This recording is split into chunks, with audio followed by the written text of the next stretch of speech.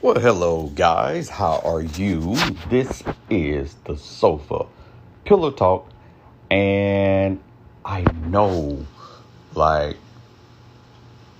did we not say the season was over? Yeah. See what had happened.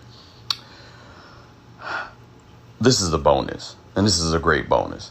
Um, Unfortunately, I don't have the lovely missus with me. She's tired. She's been working a lot this week. So, kind of give her a little break off. But you have me, the Mr. Take Over the World. Yeah, I know you guys like her more than you like me, but that's fine and it's okay. But to the matter at hand. So, the title, I Died My Relationship. If we look at the definition of death, the action or fact of dying or being killed, the end of life of a person or organism, the state of being dead. Like the description said, you find this common more now than anything when in a relationship, people are just losing themselves and metaphorically dying. And when it's like, think of it like this. I know you have some friends that you talk to or you can't talk to because they're in a relationship that has changed their whole demeanor. And I'm not talking about, you're that outgoing friend that always wanted to go party and this person has a family now and you want them to do party things and they got a family. No, I'm not talking about that. I'm talking about the friend that you lose sight of because the person that they're with is not allowing them to venture out and be them. So they've changed so much. And even when you see them, like I say, their demeanor is different. They just seem dead. And in so many ways they actually are because they're not able to be themselves. They're enclosed.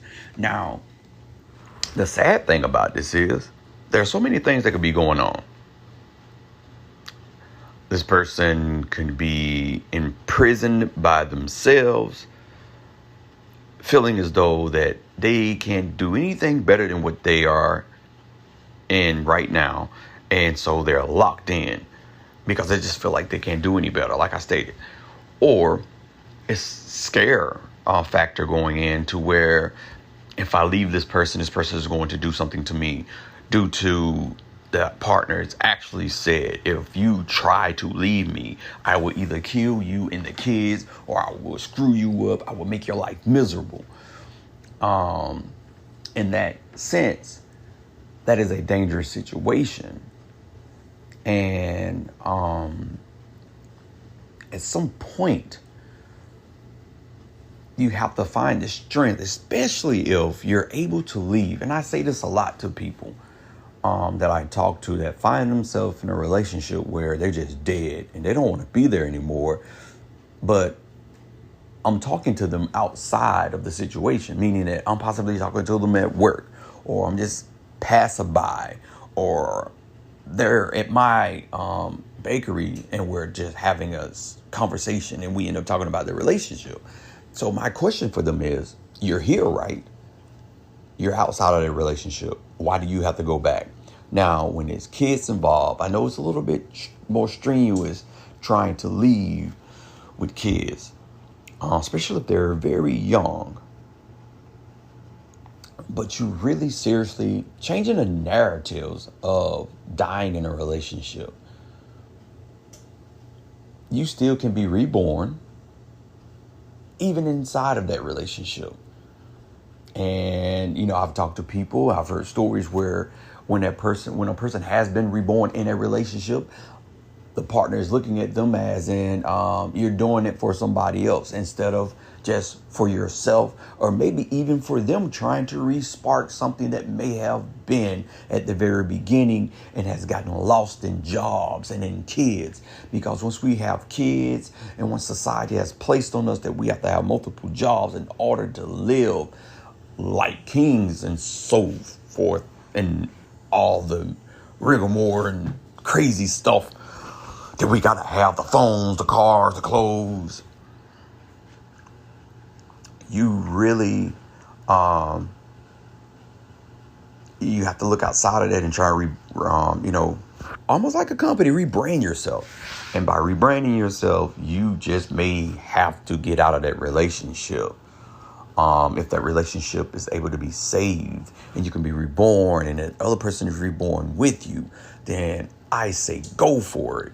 But if you're able to walk outside of that house, go commute to a job, commute to school, commute period to anywhere, to the grocery store, that means you're not locked in completely. So I just give you something to think about.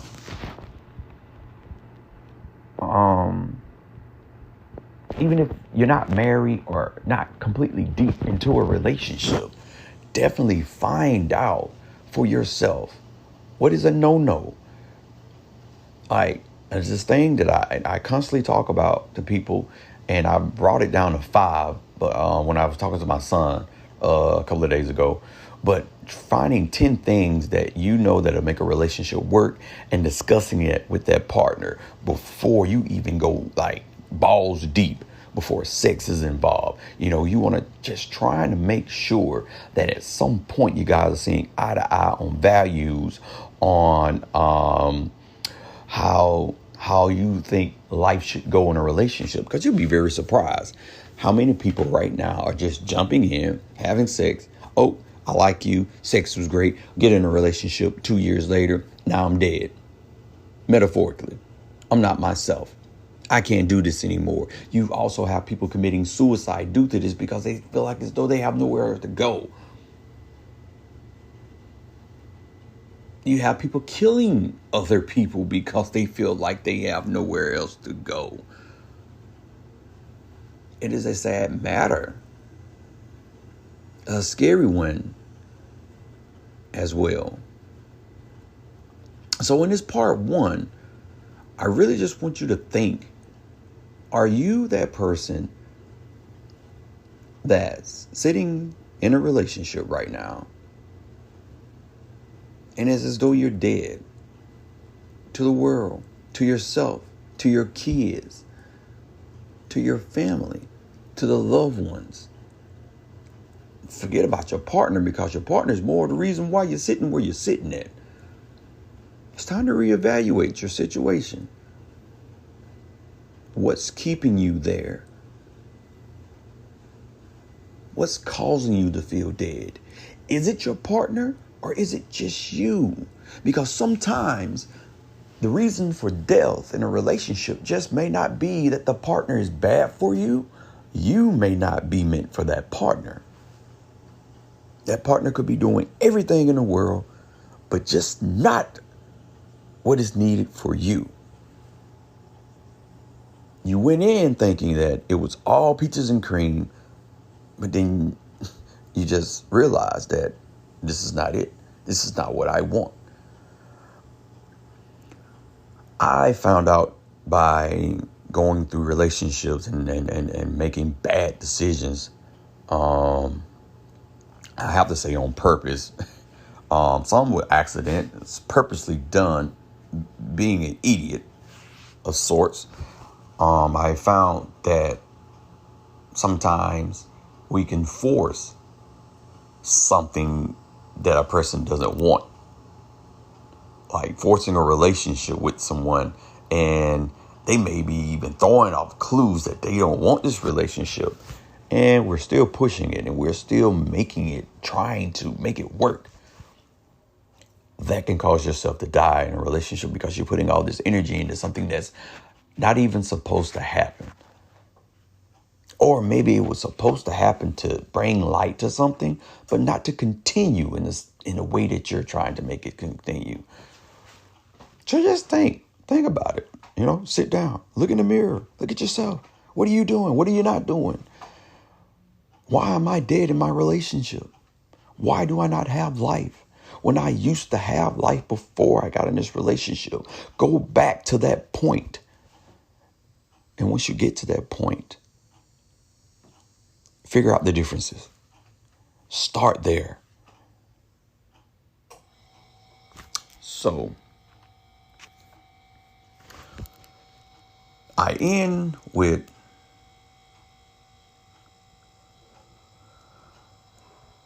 it's not too late as long as you're breathing.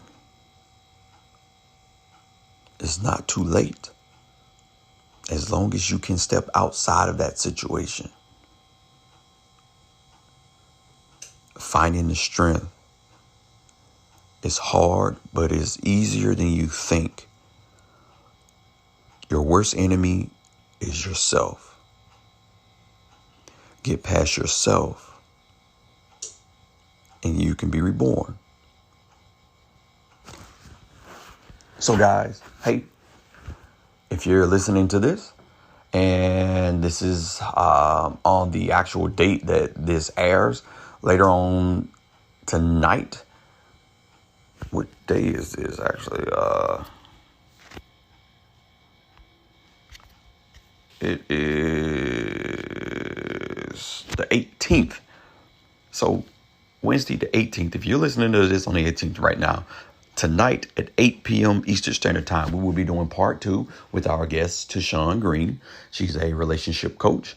And we're dive a little bit more deeper into I died in my relationship. And so I will give the message, your wishes, your well wishes. And you definitely can catch us on Mr. and Mrs. Take Over the World on our TikTok and our Instagram page and Facebook, The Sofa Real Talk. Also, YouTube, The Sofa Real Talk. So with that being said, guys, I hope you have a lovely day. And if no one has told you, we love you.